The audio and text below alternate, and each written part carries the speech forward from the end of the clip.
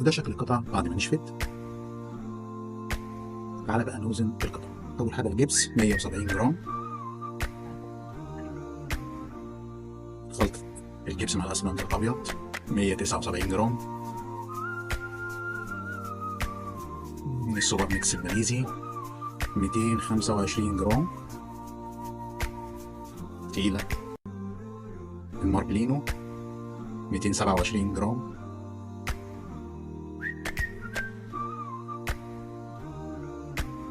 الار تي ام 223 جرام. ودلوقتي مع اختبار الصلاة مين اللي هيسقط؟ أول حاجة الجبس انتصر.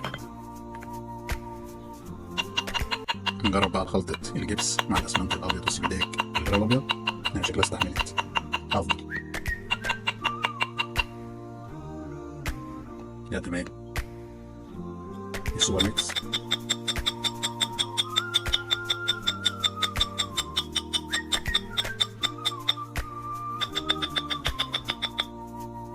تمام.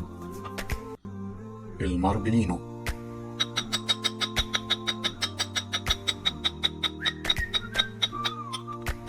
زود الخط شوية. تمام تمام. أقوى. آخر حاجة الار تي ام. يلا نزود الخط أكتر.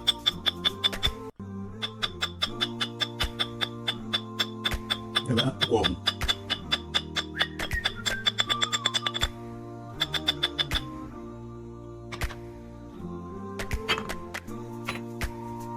لو عجبك الفيديو ما تنساش اللايك والسبسكرايب.